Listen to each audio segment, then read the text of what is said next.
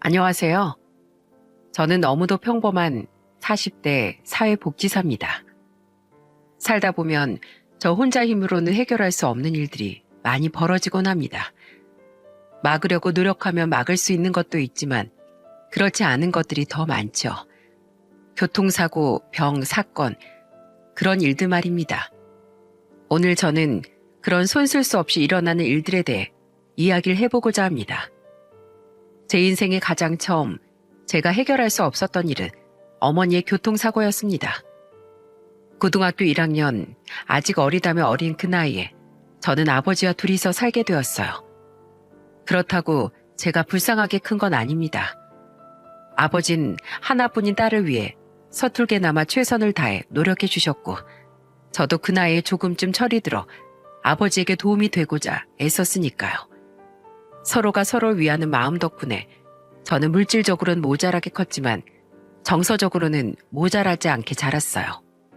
아버진 어머니의 빈자리마저 메워주고자 할 정도로 열심이었습니다. 저는 그런 아버지의 사랑으로도 충분하다는 생각을 하며 컸죠. 그런 제가 아버지와 꼭 닮은 남자와 만난 것도 우연은 아닐 겁니다. 아버지처럼 상냥하면서 심지가 강한 든든한 사람. 남편은 바로 그런 사람이었습니다. 그가 언제나 절 북돋아 주었고 응원해 주었으며 언제든 저와 함께하길 바라는 사람이었기에 전 막연하게 그와의 결혼까지 생각하고 있었어요. 고작 24살의 제 나이에 말이죠. 그렇지만 이른 나이에 결혼할 생각은 전혀 없었습니다. 아직 아버지가 있었으니까요. 제가 25살이 되던 해 1월 1일에 저는 연초에 계획을 세우고 있었어요. 아빠, 이번엔 꼭 살도 빼고 자격증 하나 딸 거야. 아빤 뭘 목표로 할 거야? 아빤 우리 딸 결혼하는 거 보고 싶은데? 갑자기 무슨 결혼이야. 난 아빠랑 같이 살 건데? 장난이라 생각하며 웃으며 말하는 제게 아버지가 잔뜩 일그러진 얼굴로 그러더군요. 경아, 사실은 아빠 백혈병이래.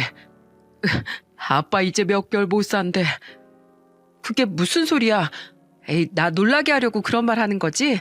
거짓말이지? 미안하다. 아빠 진짜로 남은 날이 얼마 안 돼. 그래서 올해 목표는 한 가지뿐이야.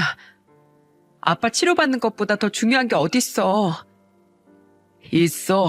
아빠 너 혼자 남을 생각하니까 그게 죽는 것보다 더 무서워. 그러니까 괜찮은 사람 옆에 있을 때 결혼해. 나 죽고 너 혼자 결혼식장에 걸어나갈 거 생각하면 죽어서도 편하지 못할 것 같아서 그래. 아버지의 그 말에 저는 눈물만 흘렸습니다. 아직은 어리다면 어린 나이 25. 그 해에 저는 그렇게 결혼을 결심하게 됐어요. 저는 결혼할 테니 치료 절대로 포기하지 말라고 아버지에게 신신당부했습니다. 그 죽을 병에 걸려도 사는 사람 있고 좋아지는 사람 있으니 포기하지 말라고 말이죠. 아버진 그러노라 약속했어요. 그리고 당시 남자친구였던 남편은 마치 큰 사명이라도 맡은 것처럼 결혼을 하겠노라고 말해주었습니다. 아버지 입원으로 인한 병간호 생활과 결혼 준비로 바쁘게 보냈어요. 그런데 예상치 못한 곳에서 고민이 생겨났습니다. 바로 직장 동료의 말 때문이었습니다. 구쌤, 결혼 준비는 잘 돼가? 엄마 없으니까 많이 힘들지? 뭘 해가야 할지 감도 안 잡힐 텐데 게다가 쌤은 아버지만 계시잖아. 그러고 보니 보통 어르신들은 홀아버지 밑에서 큰 며느린 선호하지 않는 거 아니야? 네? 그게 무슨 말이에요? 두 분 다 안 계신 것도 아니고 아버지는 아직 살아계신데.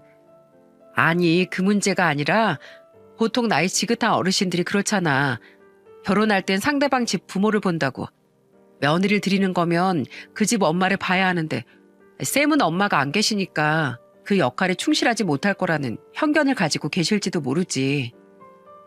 생각해보니 편견이지만 한편으론 일리가 있는 말이기도 했습니다. 실제로도 결혼 과정에 대해 아버지도 상세한 걸 모르고 계신 데다 제사 음식도 여전히 잘 못하고 있었으니까요. 어머니가 딸에게 가르쳐 줄 수 있는 것과 아버지가 딸에게 가르쳐 줄 수 있는 건 엄연히 다를 수밖에 없잖아요. 저는 겁부터 났습니다. 아직 보지도 못한 시어머니가 절 거절하면 어쩌나 하는 생각부터 들었죠. 그 다음 주 주말에 잡힌 인사날에 남자친구 어머니를 만나러 시어머니의 떡집으로 향했습니다. 첫인사를 건네곤 고개를 푹 숙이며 말을 했습니다. 제가 아직 어리고 아무것도 모르는 데다가 어머니까지 계시질 않아요. 이런 상태로 결혼하면 어머니께 큰 누를 끼칠 수도 있을 것 같아서 정말 죄송합니다. 그래도 열심히 배울 테니 모자란 거 있으면 그때그때 말씀해 주세요. 그렇게 말하는 제 눈엔 눈물이 주렁주렁 매달려 떨어졌죠. 지금 생각해보면 이런 말을 할 필요도 없고 울 필요도 없었을 일인데 그땐 아버지 입원과 제 처지가 너무 힘들었던 것 같네요. 그러니 지레 겁먹고 두려움에 떨며 이런 말을 했었던 것 같아요. 바닥에 떨어지는 제 눈물을 본 시어머니는 제 손을 꼭 잡아주시며 고개를 들도록 어깨를 툭툭 치셨어요. 고개를 드니 자상한 모습의 어머님 모습이 보였습니다. 어머, 울지 마, 뚝. 예쁜 얼굴이 엉망이 됐네. 아유, 그런 걱정 하지 마라. 난 우리 아들이 처갓집에 누가 되지 않을까 걱정했는데 들어서 알겠지만 우리 앤 아버지가 없거든. 그러니까 그런 걸로 울지 마. 나 좀 봐봐. 나도 억척스럽게 아들 하나 딸 하나 키워내고 이렇게 장가까지 보내지 않니? 아가씨 아버지도 딸 이렇게 시집 보내는 거 자랑스러울 거야. 둘이서 하는 일을 혼자서 했으니 자랑스러운 일이지. 전 정말로 어떻게 해야 할지 몰라서 제가 민폐만 끼칠까 봐 걱정이 돼서요. 그럴 일 없어. 세상에 누가 폐를 끼치고 싶어서 끼친대? 모르고 긴장되면 어쩔 수 없이 그런 거야. 그걸 어떻게 탓할 수가 있어. 너무 고개 숙이고 미안하다고 하면 아버지에게 못할 짓이야. 이렇게 잘 키워주셨잖니. 그것만으로도 충분히 감사할 일이야. 그러니까 그런 일로 고개 숙이지 말거라. 그 말을 듣는데 정말 눈물이 다 흘러넘치더군요. 남자친구가 도리어 당황할 만큼 말입니다. 시어머니 모습에 친정아버지 생각이 났거든요. 홀로 딸을 키워낸 아버지의 모습과 어머님의 모습이 겹치면서 안쓰러운 마음이 들었습니다. 더 이상 제 곁에 있을 수 없을 아버지를 생각하며 저는 그날 저녁 남자친구에게 말했죠. 결혼을 하고 나며 어머님과 같이 살고 싶다고 말이죠. 아버지 빈자리를 시어머니로 채우려는 것처럼 보일 수도 있지만 살아계실 때 잘해드리고 싶다고 말이죠. 남편은 좋아했지만 어머님은 처음에 거절하셨어요. 도리어 저 고생시킬까봐 그러고 싶지 않다고요. 시집 와서 아무것도 모르는데 시어머니까지 버티고 있으면 얼마나 위축되겠냐고 하면서 한사코 거절하신 시어머니께 말씀드렸어요. 나중에 후회할 일 만들고 싶지 않아요, 어머님. 전 함께 있는 시간이 무엇보다 소중해요. 그러니까 같이 있게 해주세요. 어머니께선 아버지의 병환 때문에 자주 집을 지키지 못하는 절 충분히 이해해주고 응원해 주셨습니다. 그 마음만으로도 고마운데 가끔씩 아버지가 계시는 병원 직원들에게 사돈어른 잘 부탁한다며 음료수와 떡을 나눠주기까지 하셨어요. 그 넓고 따뜻한 마음 씀씀이에 저는 점점 더 시어머니에게 기대게 되었고 그런 절 시어머님은 한껏 보듬어 주셨어요. 그리고 친정아버지가 돌아가시고 제가 망연자실 눈물도 흘리지 못하고 멍하니 앉아있으니 제 어깨를 토닥이며 말했습니다. 사돈어른, 귀한 딸 놔두고 먼저 가는 길이지만 너무 걱정은 하지 마세요.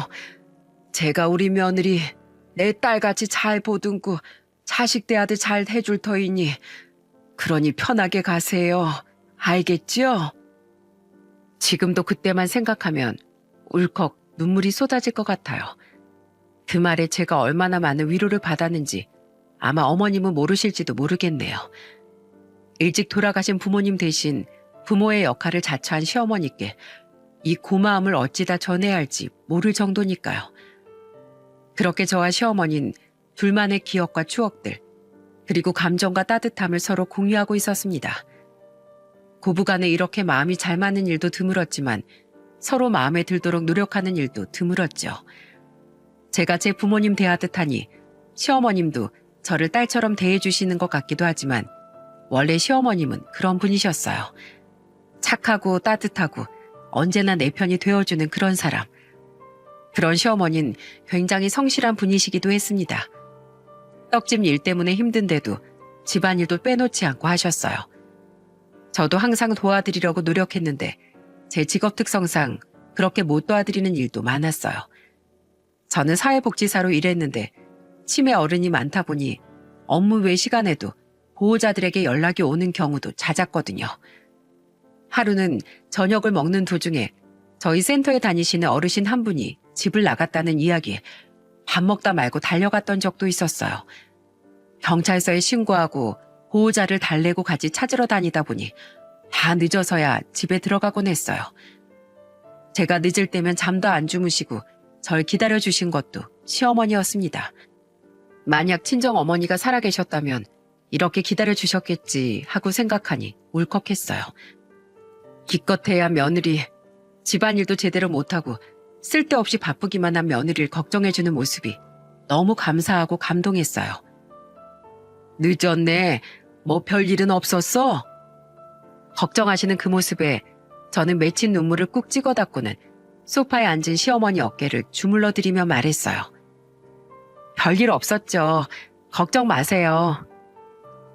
그럼 됐다. 일은 잘 풀렸니? 네, 무사히 찾았어요. 경찰서 너무 자주 가서 이젠 경찰서 분들이랑도 친해졌다니까요. 정말로 너무 자주 보니 개인 전화번호를 주고받을 정도로 친하게 지내는 형사님들도 생겼거든요. 다들 제게 힘든 일 하신다며 보시면 격려도 해주고 그랬네요. 서로 매년 설 추석에는 작은 선물 세트 챙겨줄 만큼 친밀하게 지내고 있으니까요. 형사분들도 마찬가지겠지만 사회복지사 일을 하면 볼 꼴 못 볼 꼴 다 보게 돼요. 그리고 힘없고 연로한 어르신들을 괴롭히는 건 주변 사람들이죠. 얼마 전에도 방문 요양 겸 보호자 면담하러 간 집에서 멍투성의 어르신을 발견했거든요. 심상치 않은 크기의 멍에 저는 보호자가 잠시 전화하러 들어간 틈을 타 어르신께 물었습니다. 어르신, 저 좀 보세요. 이 멍은 언제 생겼어요? 이거 별거 아니야. 아무것도 아니야. 소매를 확 올렸는데 위로 쭉 이어지는 멍 보고 저는 놀라 숨을 들이켰어요. 어르신은 후다닥 옷소매를 내리더니 제 눈을 피하더군요. 내 탓이야. 내가 잘못한 거야. 내가 죽어야지. 아휴. 스스로를 책망하는 말만 하는 어르신을 보니 확신이 왔습니다. 신고하지 않겠다는 어르신을 어렵게 설득시킨 전 매번 신세지는 경찰서 형사님께 전화를 드렸고 형사님은 동료들과 함께 집으로 오셨죠. 조사를 해보니 이게 모두 어르신이 모아놓은 돈 때문에 아들이 손찌검을 한 거였더라고요. 금이야 오기야 키운 자식에게 매 맞고 사는 어르신의 그 심정을 감히 제가 이해할 수 없었는데 그런 자식도 자식이라고 스스로를 탓하는 어르신들을 너무 많이 봐서 답답했어요. 게다가 신고해서 경찰이 집에 오자 그 어르신은 시무룩하니 복잡한 표정을 짓고 계시더라고요. 제가 시어머니에게 그 표정이 뭔지를 모르겠다고 말씀드린 적이 있었어요. 그 어르신은 아마 미안했을 거다. 상황을 그렇게 만든 게 자기 탓이라고 생각했을 거야. 그렇지만 그대로 두면 그 상처는 골아서 썩어가는 걸 알았을 테고 그러니 이도저도 못한 채 그냥 시간을 보낸 거야. 눈치 빠른 네가 잘 알아채줘서 그 어르신도 고마워할 거야. 아들을 멈춰줘서 부모의 사랑이라는 게 그렇단다. 내 몸 아픈 것보다 자식 마음 다치는 걸 더 신경 쓰는 거야. 나도 그래. 그러니까 어디 가서 다치거나 아프거나 하지 마라. 알겠지? 너도 이제 내 딸이니까. 그 말을 들으니 앞으로도 시어머니를 위해 잘해야겠다고 생각했어요. 제가 받고 있는 이 사랑과 걱정만큼 돌려드려서 힘들지 않도록 만들어드리고 싶었어요. 그렇지만 시어머니께도 남모르는 아픈 사정도 있었습니다. 제가 그 일에 대해 알게 된 건 남편의 출장이 있던 날이었어요. 남편이 출장 가고 없을 때면 시어머니와 저는 그동안 먹지 못했던 매운 음식을 먹으면서 시간을 보냈어요. 남편은 매운 걸 못 먹거든요. 시어머니와는 음식 취향도 잘 맞아 같이 먹곤 했습니다. 그날따라 비가 와서 매콤한 해물파전과 해물탕을 사오신 시어머니께서 술 생각이 난다며 막걸리도 같이 사오셨더라고요. 평소에 술을 좋아하지 않으시는데 술을 마시는 걸 보면서 저는 가볍게 어머니께 남편의 어린 시절에 대해 이야기해달라고 말씀드렸어요. 동석이 어릴 때 참 말도 못하게 귀여웠어. 여리고 착하고 그랬는데 언젠가부터 든든해지더라. 아마 지 아버지 때문일 거야. 아비 없이 크는 게 한이 됐을 법도 한데 그런 이야기 한 번도 한 적 없어. 아마 나 때문이겠지. 내가 그 인간 입에도 올리지도 못하게 했으니. 제가 약간 의아해하자 시어머님 피식 웃으며 말씀하셨어요. 너희 시아버지 됐을지도 모를 인간이 있어. 여자랑 바람나서 집 나간 뒤에 두 집 살린 차린 참 대단한 인간이지. 아직 어린 자식 둘을 놔두고 어찌 그런 짓을 저질렀는지 원. 세월이 이렇게 흘렀는데도 그 인간이 낸 상처가 아직도 가슴에서 쿡쿡 사람을 찔러. 그놈이 그리 여자 쫓아나가버리고 혼자서 애들 키우는데 너무 힘들었어. 애들은 배고프다고 울지. 배운 거 없는 내가 할 수 있는 거라곤 허드렛 일뿐이지. 청소, 신문 배달에 식당일 안 해본 게 없을 정도로 이런저런 일을 많이 했어. 나 혼자였다면 그리 악착같이 못됐을 거다. 애들이 있으니 그저 애들 보고 버틴 게지. 어머님, 저는 나지막히 읊조리는 시어머니의 손을 꼭 잡아드렸어요. 그래도 이렇게 그 세월에 대한 보상을 받아 어디 가서 이렇게 시어머니랑 술 한잔 같이 해주는 참아 며느리를 찾을 수 있겠어? 그 인간이 이 복을 자기가 스스로 찬 거지. 그리고 이젠 그 원망도 그리 크진 않아. 왜냐면 원망만 하며 허송세월 보내기엔 우리 아들, 딸 그리고 며느리에게 줘야 할 마음이 아깝잖니. 그런 놈한테 신경 쓸 바에야 너하고 더 재미나게 사는 게 좋아. 시어머니의 마음속에 박힌 가시를 알게 된 이후로 저는 더욱 신경 써서 어머님을 모셨습니다. 시어머니 칠순에는 시간이 안 되는 가족들을 두고 시어머니와 단둘이 제주도 여행도 다녀왔어요. 떡집을 5일 동안 닫았더니 사람들이 다들 어디 갔다 왔냐며 묻는데 시어머니께서 기분 좋아하며 자랑을 하시는 걸 보며 뿌듯했어요. 우리 며느리랑 둘이서 제주도 가서 맛있는 거 먹고 호강하고 왔지. 며느리가 다 준비해줘서 난 그냥 몸만 갔다 왔네. 여하튼 이 집 할머니는 며느리 하나는 잘 들였다니까. 요즘 세상에 그리 참한 아가씨가 어딨어. 우린 에휴 말을 말자. 말하면 내 얼굴에 침 뱉는 거밖에 더 되겠나. 평상시엔 자랑도 잘 하지 않던 시어머니는 지인분들과 가게 고객들에게 자랑을 할 정도로 기분이 좋아지신 것 같았어요. 그 뒤에도 1년에 한 번씩 저희는 시어머니를 모시고 여행을 다녔습니다. 그렇게 좋은 시간들이 영원히 이어지면 좋을 거라고 생각했는데 감당할 수 없는 일은 언제나 갑자기 찾아오는 법이더라고요. 시어머니와 함께 지낸 20년 동안 단 한 번도 제 전화를 받지 않았던 적이 없던 어머니께서 어느 날 전화를 받지 않았습니다. 걱정이 돼서 몇 통이나 되는 전화를 하다가 결국 오후 반차를 쓰고 집으로 얼른 돌아왔어요. 다행히도 시어머니는 집에 계셨습니다. 어머님, 전화기 어디 갔어요? 전화를 몇 번이나 했는데 안 받으셔서 깜짝 놀라서 달려왔잖아요.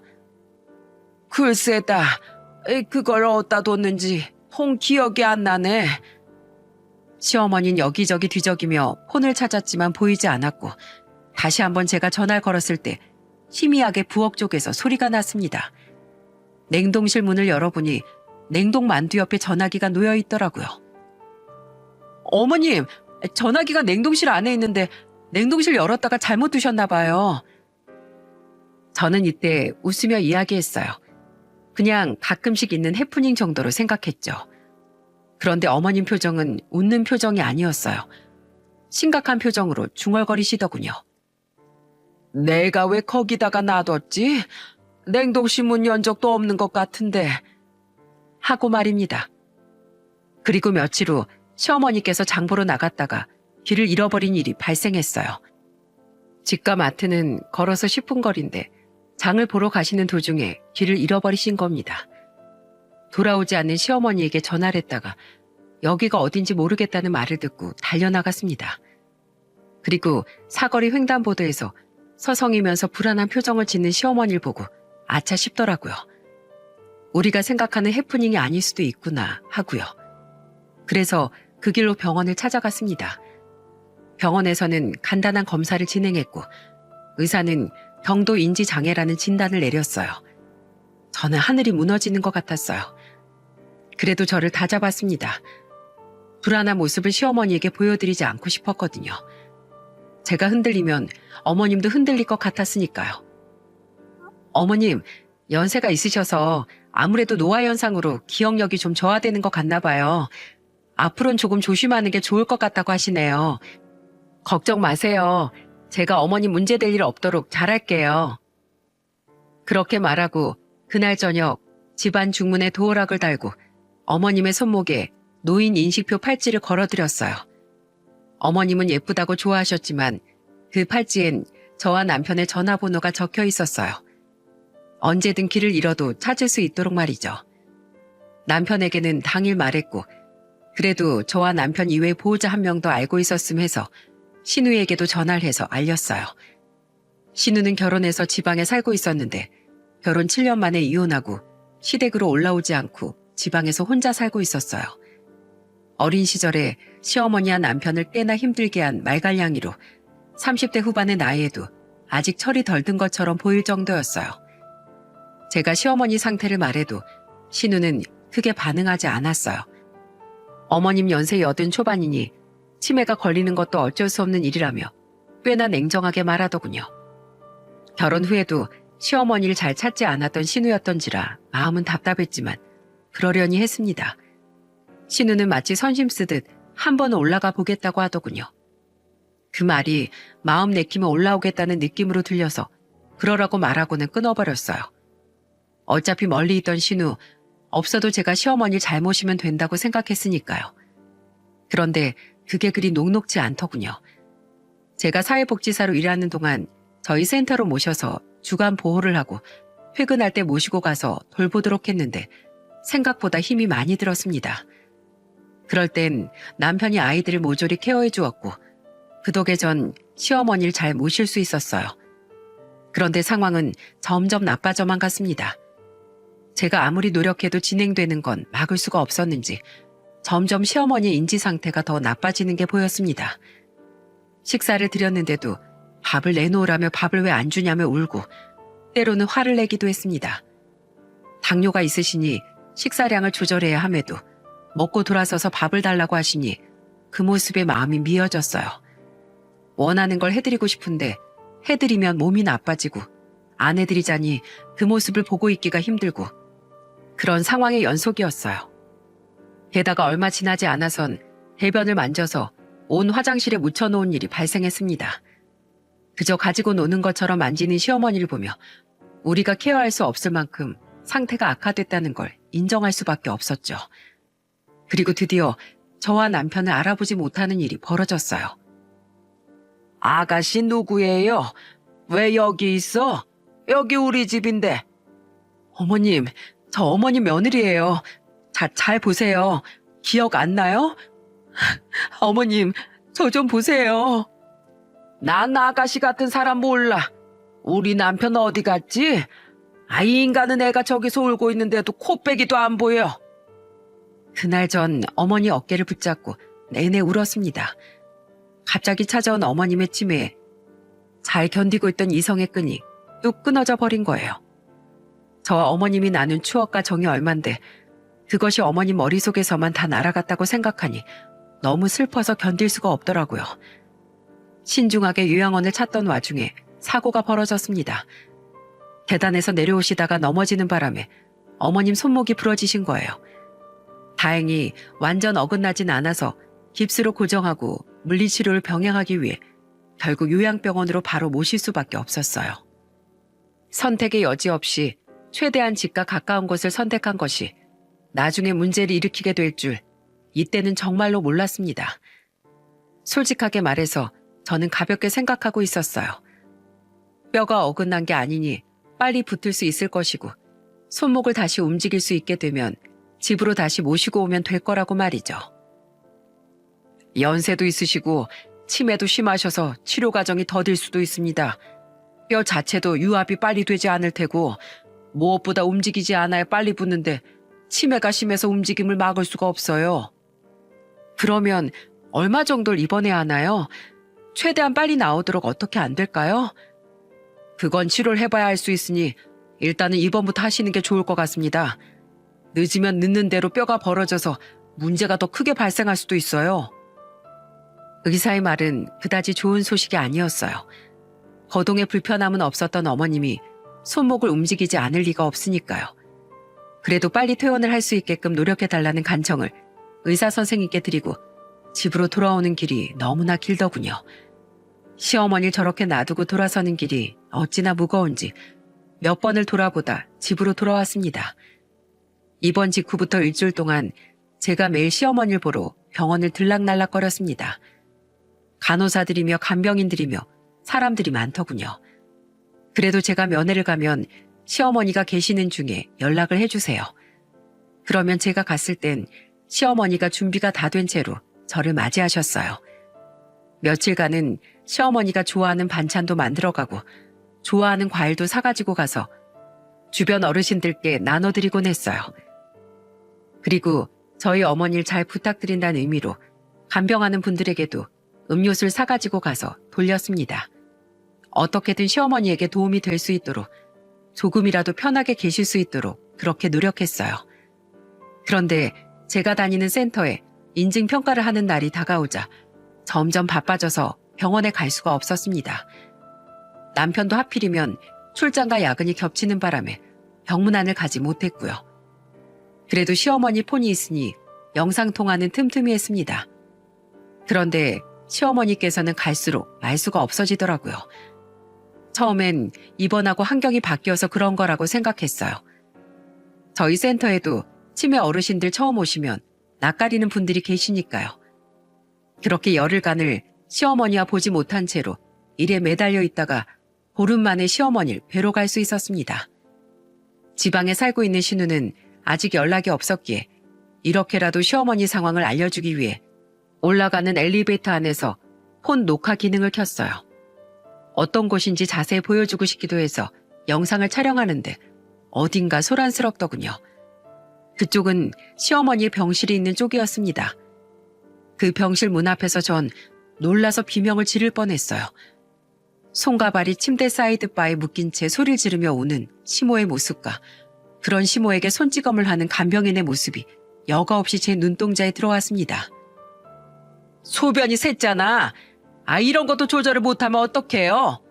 아유, 속 터져. 이러니 맨날 혼나지. 시어머니 병실 안에 다른 어르신들은 벌벌 떨며 눈을 피하고 계셨어요. 그 눈동자가 얼마나 겁에 질려있던지 맡고 있던 저희 시어머니도 그것과 똑같은 눈동자를 하고 계셨죠. 그래서 우리 어머니 건드리지 마. 다들 꼼짝 마. 큰소리치며 제가 부랴부랴 들어가자 그 사람들이 황급히 시어머니 침상에서 떨어지더군요. 저는 바로 어머님의 상태부터 살폈어요. 묶인 손과 발에는 쓸려서 붉게 상처가 나 있었고 얼굴과 팔에 멍이 잔뜩 들어 있었어요. 그걸 확인하는데 제 손이 덜덜 떨렸습니다. 웃기죠? 다른 어르신들 학대받았을 땐 차분하게 상황 파악을 하던 저도 제 시어머니가 학대받은 걸 확인하니 속에서 열불부터 나더군요. 제가 도착하고 나서 보통은 위에 보호자가 왔다고 연락을 하는데 그날따라 연락을 안 한 거였어요. 제가 올 줄 몰랐으니 열심히 시어머니를 평소 하던 대로 때리고 있었던 모양이었어요. 저는 우선 찍고 있던 동영상부터 마저 찍었어요. 시어머니 팔 다리에 있는 멍과 보호대, 팔과 이마에 있는 멍까지 싹 다 찍어서 저와 친한 형사님께 바로 전송했습니다. 그리고 그 자리에서 전화를 했어요. 네, 형사님. 영상 보시고 빨리 이쪽으로 와주세요. 제가 병원 주소 남겨드릴게요. 전화를 끊고 나서 전 주변에서 엉거주춤하게 서 있는 간병인들을 쳐다봤어요. 3명. 이 작은 어르신 한 명에게 3명의 사람이 침대 한 면씩을 차지하고 사람을 괴롭히고 있었다는 게 믿기지가 않았습니다. 그때 직원 한 명이 아무렇지 않은 듯 시어머니에게 다가오며 말했어요. 아유, 며느님이 오해하셨나 보네. 통상적으로 하는 일이에요. 그리고 지금 소변 보셔서 빨리 갈아야 하고. 그러면서 어머님 몸에 손을 대는데 시어머니가 놀라 몸부림을 치며 싫어하며 웅얼대시더군요. 그 모습에 오장육부가 다 녹아버리는 기분이었습니다. 이런 일을 당할 거라곤 상상도 못했으니까요. 저는 그 사람의 팔을 탁 쳐내며 시어머니가 누워있는 침대 앞에 막아섰습니다. 내 어머니 건들지 마. 우리 어머니 당신 같은 인간들에게 해코지 당할 사람 아니라고. 당신들 다 잡아갈 거야. 다 감옥에 집어넣어버릴 거라고. 아휴, 참. 누가 누굴 잡아가? 뭐? 신고? 신고하고 싶으면 해. 우린 치매 환자들 매뉴얼대로 간병했을 뿐이라고. 치매 어르신에 대해 하나도 모르는 주제. 치매 환자가 얼마나 골치 아프고 짜증나는지 몰라서 이래? 자라고 해도 잠도 안 자고 소리나 빽빽 지르지. 밥 먹으러 가면 밥도 안 먹고 뱉어내지. 그래 놓고 나중에 밥 안 먹었다고 소리 지르지. 막말로 당신네도 자기들이 보기 힘드니까 여기 맡긴 거잖아. 당신은 뭐가 그렇게 당당해? 뭐가 당당하다니. 그게 지금 당신들이 나한테 할 소리예요? 기가 막혀서. 사람을 저렇게 때려놓고 이렇게 당당하다니. 이게 대체 무슨 일이냐고. 그리고 소리 지르고 밥 뱉어내고 그게 치매 증상이잖아요. 여기 치매 전문이고 그러면 알아서 잘 케어해 주셔야 하는 거 아닌가요? 환자 케어 못할 거면 애초에 환자를 받지 말았어야지. 보호자한테 제 부모처럼 모시겠다며 관권 거창하게 하면서 실제로는 어르신 때리고 학대하는 주제에 뭐가 그렇게 당당해요? 여기가 이렇게 환자를 막다루는 곳이라는 걸 알았으면 절대로 우리 어머니 맡길 일 없었을 거예요. 게다가 전 보호대 착용하는 거 연락 받은 적도 없어요. 최소한 저걸 사용하려면 보호자한테 연락은 했었어야죠. 아처인 전달받은 게 없다니까요. 이렇게라도 안 하면 사고를 너무 많이 쳐서 저희 일이 너무 힘들어져요. 저희도 어쩔 수 없는 일이었다고요. 병원에선 병원 나름대로 매뉴얼이 있어요. 아무것도 모르면 잠자코 계세요. 아니, 솔직히 막말로 이렇게 심한 치매 어르신 맡기면서 어쩜 이렇게 당당하게 우리 탓만 해요? 우리도 힘들게 일하는구만. 똥오줌 치우는 사람이라고 사람 무시하는 거 맞죠? 무시? 당신들이야말로 우리 어머님을 무시했겠지. 그러니까 보호자 없는 틈에 어르신 묶어놓고 폭행한 거잖아요. 힘들면 보호자한테 연락을 해서 이야기를 하셨어야죠.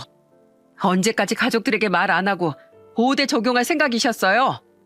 사고를 친다면 단순하게 손에 장갑만 끼워두셔도 될 문제였어요. 그런데 팔다리 침대에 이렇게 꽁꽁 묶어놓는 게 말이나 돼요? 게다가 어머님 몸에 이 멍들은 다 어떻게 설명하실 건데요? 불과 보름 전에 제가 왔었을 땐 깨끗했던 몸이라고요. 환자 이동하면서 부딪히면 그런 상처 생길 수도 있어요. 그거 가지고 이렇게 예민하게 반응하시면 도리어 저희 쪽에서 어르신 입술 거절하는 수가 있어요. 떳떳하다 못해 아예 적반하장으로 나오는 직원을 보니 정말 환장하겠더라고요. 게다가 제가 아무것도 모른다는 걸 전제하고 열심히 자기 방어하는 모습을 보니 역겨웠어요. 제 직업이 사회복지사입니다. 휠체어 이동으로 생길 수 있는 상처가 위쪽 팔이 생긴다는 이야기는 들어본 적이 없네요. 게다가 이마의 상처는 휠체어 이동과 전혀 상관이 없고요. 그리고 간병만 하느라 실무에 대해서 모르나 본데 입원 전에 이미 보호대 적용 여부에 대해 문서로 작성해요. 할 것인지 하지 않을 것인지. 저는 당연히 보호대 거부로 작성했고 그에 따르면 보호대 적용이 필요했다면 저에게 먼저 연락을 했어야 된다는 이야기라고요. 제가 사회복지사라고 하니 그제야 직원들이 아차하는 표정으로 저를 초조하게 바라봤습니다.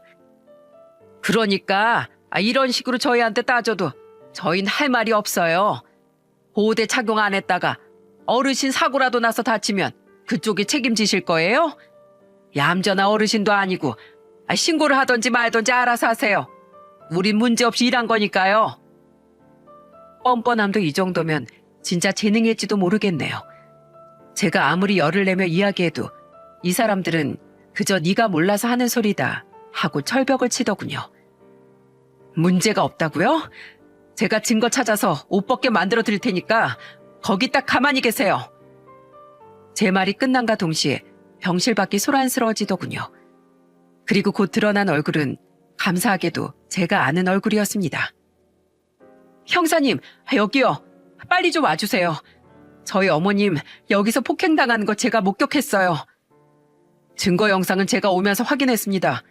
우선 여기 담당자 어디 있습니까? CCTV부터 확인을 하겠으니 협조 부탁드립니다. 진짜 형사가 바로 들이닥칠 줄은 몰랐는지 세 사람이 다 당황한 표정으로 서로 쳐다만 보고 있었어요. 결국 아무도 나서지 않아 형사님은 원무과로 내려가 사정을 설명하고 CCTV를 확보하게 됐습니다. 그 자리에서 확인을 해보자고 하니 그 세 명은 아주 당당하게 그러라고 하더군요. 가만 보니 각도가 거기서 찍힐 만한 각도가 아니라고 생각했던 것 같았어요. 어르신들 방 안엔 CCTV가 설치되어 있지 않았으니까요. 자신들이 저지른 만행이 찍히지 않았다고 안심하는 듯 했죠. 하지만 이내 영상을 확인한 우리는 놀랄 수밖에 없었어요. 제가 도착하기 20분 전부터 시어머니를 향한 주먹질이 고스란히 들어가 있었기 때문이었어요. 저는 양손으로 입을 막은 채 떨리는 눈으로 영상을 볼 수밖에 없었어요. 입 밖으로 비명이 터져 나올 것 같았거든요. 영상에서는 시어머니의 침구가 젖어 있는 걸 확인한 한 직원이 다른 두 명을 불러서 뭐라 말하며 시어머니를 쥐어박는 장면이 흘러나왔습니다. 그리고 그 뒤 20분간 시어머니를 향한 무차별한 손찌검이 시작됐고요. 대놓고 막 때린 것이 아니라 보이지 않는 부분을 은밀하게 때리고 꼬집으며 시어머니를 아프게 만들고 있더군요. 끔찍한 건 그뿐만이 아니었어요. 그걸 말리려는 다른 어르신의 뒤로 휠체어를 가져다 놓더니 앞에 선 직원이 그 어르신을 확 밀쳐서 결국 강제로 앉게 만들었어요. 그리고는 어르신을 태워서 다른 곳에 데리고 가버리셨죠. 이게 지금 요양병원에서 벌어져도 될 일인가요? 이게 당신들 일이었다고요? 저는 그 영상을 다 보지 못했습니다. 정신적으로 너무 충격을 많이 받아서 더 볼 기력도 남아있지 않았어요. 저는 시어머니 침대로 가서 말했어요. 어머니, 죄송해요. 제가 잘못했어요. 그러니까 우리 집으로 가요. 그리고 남편에게 전화해 당장 여길 와달라고 말했습니다. 혼자서 감당하기엔 너무나 힘든 일이었거든요. 얼마 뒤 도착한 남편은 길길이 날뛰며 병원 관계자를 향해 날카로운 말을 내뱉었습니다. 이게 도대체 어떻게 된 일입니까? 분명히 입원 전엔 잘 모시겠다고 호언장담을 하셨잖아요. 그런데 이게 대체 다 무슨 일이에요? 말 좀 해보세요. 왜 아무 말을 못해요? 보호자님, 진정하시고 일단 밑에서 조용히 이야기하시면 안 되겠습니까? 조용히 이야기해서 될 일이에요, 지금? 네? 저희 어머니 얼굴 좀 보세요. 아무것도 모르는 치매 환자라고 이렇게 사람을 막대해도 되는 거냐고요? 분통을 터뜨리는 남편과 당당한 직원 셋, 그리고 쩔쩔매는 원무과 직원을 보니 답답하기만 하더군요.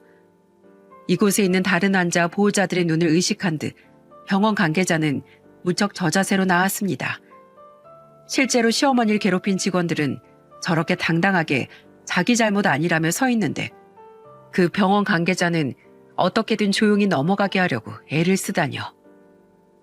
아무리 봐도 잘못을 인정하려는 모습은 전혀 보이지 않았습니다. 그래서 더 괘씸했어요. 반성하며 지금 당장 시어머니 앞에 무릎 꿇고 빌어도 모자랄 판에 저런 모습을 보고 있으려니 우라통이 터져서 남편에게 그들을 넘겨주고 저는 병실에서 시어머니의 물건을 정리했어요. 그런데 한 직원이 저에게 다가오더니 쪽지를 쥐어주고 후다닥 나갔어요. 쪽지를 보니 전화번호와 연락을 달라는 글이 적혀 있었어요. 주머니에 넣어두고 일단 시어머니부터 챙겼습니다. 앙상하게 말라버린 몸에 연신 부들부들 떨리는 몸을 추스르며 한 겹, 두 겹 외투를 입혀드리는데 분노에 섞인 한순간 눈물이 계속 터져나오는 걸 꾹 참았습니다. 그렇게 모든 걸 정리하고 시어머니를 모시고 집에 돌아온 전 감정을 겨우 추스르고 연락처를 준 직원에게 연락했습니다. 그 사람은 그 병원에서 일한 지 얼마 안 된 직원이었어요. 이곳에서 일어나는 일들에 대해 잘 알고 있고 원한다면 자기가 증언을 해주겠다고 하더군요. 정말 너무 감사한 마음이었어요. 정말 죄송합니다. 저도 지금 직장에 퇴직서를 내고 왔어요. 그 직원들은 병원 내에서도 골치 아픈 사람들이에요. 저도 몇 번 그 행동을 지적한 적이 있었는데 도리어 절 괴롭혀서 견디기도 힘든 지경이었거든요. 이런 말은 변명처럼 들리지도 모르겠지만 보호자분 환자를 지키지 못해 죄송합니다. 그 이야기를 들으며 저는 남몰래 가슴을 쓸어내렸습니다. 영상 하나로 그 사람들에게 합당한 벌을 줄 수 있을지 걱정이 컸거든요. 이렇게 누군가의 양심을 보고 나니 세상에 나쁜 사람만 있는 게 아니라는 실감이 들더군요. 저와 통화한 직원은 제게 연신 사죄를 하며 자신이 할 수 있는 책임을 다하겠다고 하셨어요. 그리고 그분은 언론과 경찰서에 나와 양심 고백을 해주셨어요. 그리고 제 시어머니 일이 벌어진 그날 같은 시간 면회를 왔던 보호자들이 이 사건에 대해 분노하며 들고 일어나는 바람에 결국 이 사건이 공론화되어 버렸습니다. 병원장은 이 일을 덮으려고 시도했어요. 하지만 전 이 일을 덮고 싶은 생각은 전혀 없었죠. 어떻게든 사과를 받고 어떤 식으로든 제 값을 치르도록 만들고 싶었죠. 병원장은 실무자와 책임자 잘못으로 몰아가며 대충 덮으려고 한 듯한데 결국 지역사회 내에서 이슈가 되면서 영업 정지 처분을 받게 됐습니다. 그리고 직접적으로 이 일에 엮인 세 사람 중에 시어머니에게 직접적인 신체적 폭행을 향한 사람은 구속되었고 정서적 학대를 일삼았던 두 사람은 집행유예로 풀려났습니다. 시어머니께서 받은 충격이 어마어마할 텐데 이 정도 결과만 나온 것이 실망스러웠어요. 제 마음 같아선 3명 모두 감옥으로 보내고 싶었지만 왜 언제나 법은 이렇게 야속하게 피해자의 마음을 몰라주는지. 결국 그 결과에 어쩔 수 없다는 걸 알면서도 밤에 남편 몰래 눈물을 흘리고야 말았습니다. 불쌍한 우리 시어머니. 그런 취급받아선 절대 안 될 소중한 분에게 일어난 일을 이런 식으로 넘겨야 한다는 것에 많이 분노했더랬죠. 게다가 병원에 내려진 결과도 한심스러웠습니다. 영업 취소가 아닌 영업 정지였기에 몇 개월 후 근처에 갔을 때 벌써 영업을 하고 있는 병원을 발견하고 어찌나 화가 나던지요. 여전히 병원장은 자기 잘못은 없고 직원들의 일탈이라고 말하고 다닌다고 하더군요. 직원을 교육하고 감독해야 할 본인의 책임에 대해선 이런 방구 없는 모습을 보며 이게 대한민국의 현실이라는 걸 뼈저리게 깨달았습니다. 저는 시어머니를 저희 집으로 모셨고 상처받은 시어머니의 몸과 마음을 최대한 보듬어 주려고 했었어요. 저는 힘들어도 제가 모시겠다고 결정을 했고 남편에게 말했습니다. 남편은 신우에게 전화를 걸어 어머니에게 있었던 일을 이야기하고 시어머니가 우리 집에 있을 거라고 전했죠. 그 다음날 신우가 저희 집에 찾아왔더라고요. 자신의 어머니가 누군가에게 폭행당했다는 이야기를 듣곤 부랴부랴 달려온 모양이었어요. 신우는 침상에 누워있는 시어머니에게 다가가 몸을 살폈어요. 엄마, 몸 괜찮아? 많이 아팠지? 미안해. 여태껏 내 마음 아픈 것만 생각하느라 엄마한테 신경도 못 써서. 신우이가 속상한 마음으로 시어머니에게 말을 걸자 시어머니가 슬쩍 눈을 위로 뜨더니 제게 손짓을 하며 말했습니다. 누구세요? 아, 혹시 아가 네가 아는 사람이야? 생각지도 못한 그 말에 놀란 건 제가 아니라 신우였습니다. 시어머니가 자신을 못 알아볼 거라곤 생각도 못한 표정이었어요. 그리고 곧 오열하며 시모의 손을 꼭 붙잡으며 소리쳤어요. 엄마, 나야. 엄마 예쁜 딸. 딸? 아이고, 나한텐 이렇게 큰 딸 없어. 아직 애가 작은데 어째서 아가씨가 내 딸이야? 손살을 치며 아니라고 말하는 시어머니 모습에 신우는 눈물을 줄줄 흘리더군요. 엄마, 내가 미안해. 나 힘든 것만 생각하느라 여태껏 엄마 찾지도 못하고 내 자존심만 세우려고 하고 그랬어. 앞으로 내가 엄마 책임질게. 나도 어차피 혼자야. 여태껏 엄마랑 변변찮은 추억 하나 못 만들었는데 앞으로는 함께하면서 우리 예쁜 추억 만들자. 어? 아가씨, 멀리서 힘드실 텐데 그냥 저희한테 맡기고 가끔 놀러 나오세요. 그러면 어머님도 좋아하실 거예요. 아니에요, 언니. 제가 집 팔고 여기로 올라올게요. 언니네 집에 얹혀 살 생각은 없으니까 근처에 집 얻어서 엄마랑 둘이서 살도록 할게요. 저야말로 미안해요. 엄마 저렇게 되실 동안 언니한테만 다 맡겨놓고 제가 그래선 안 됐는데. 그런 말 하지 마세요. 어머님, 이젠 아가씨 얼굴 자주 보시겠어요. 저한테 자랑 많이 하셨죠? 오늘도 말해주세요. 아드님, 따님 이야기요. 우리 딸, 예쁘지? 너무 곱고 귀여워서 내가 모질게 키우질 못하고 애지중지 키웠어. 귀한 대접 받으며 크라고. 그런데 우리 딸이 어디 갔는지 알아? 요새 통 안 보이네. 그 말에 신우는 겨우 참았던 눈물이 다시 터졌는지 흐느끼고 있었어요. 그리고 한 달 뒤 신우는 저희 집 근처로 진짜 이사를 왔어요. 그리고 지금은 시어머니를 위해 요양보호사 자격증까지 따서 잘 모시고 있어요. 철없던 신우도 부모님에 대한 사랑으로 이렇게 바뀔 수가 있는 거였죠. 그만큼 시어머니가 자식과 며느리에게 얼마나 정성을 다했는지 알 수 있는 것 같아요. 누구도 시어머니를 내버려둘 생각이 없으니까요. 시어머님은 여전히 저를 못 알아볼 때도 있고 아주 가끔 알아볼 때도 있어요. 대화를 하면 가족과의 추억이 가끔씩 튀어나올 때도 있답니다. 하루는 어머님의 20대, 하루는 어머님의 50대. 그렇게 시간 여행을 하면서 잘 지내고 계세요.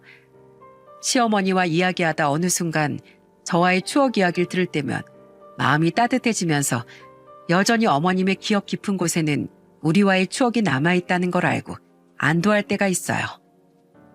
그리고 그럴 때면 시어머니 마음속에 우리의 존재가 좋은 기억으로 남아있다는 걸 알게 돼 기쁘기도 합니다. 얼마나 마음을 줬는진 잃고 나서야 알게 된다는 말이 있습니다. 잃고 나면 더 자주 사랑한다 말하지 못한 것을, 그리고 더 오래 함께하지 못한 것을 후회하게 된다는 말이겠죠. 저와 남편은 시어머니에게 충실하려고 노력했지만 그럼에도 여전히 잃어버린 시어머님 시간이 슬픈 걸 보면 더 많이 충실할 걸 하고 후회가 돼요. 사랑한다면 지금 당장 부모님께, 배우자에게, 또 아이에게 사랑한다고 말해주세요. 시간이 없다거나 낯간지럽다거나 하는 말들을 하기 전에 우리에겐 갑작스럽게 상실의 시간이 오고 있다는 걸 잊지 마세요. 너무 늦어버리면 전하고 싶은 말이 1000마디라도 전할 수 없이 속으로 삼켜야만 할 테니까요. 저의 긴 글 읽어주셔서 감사합니다. 모두들 행복한 하루 보내세요.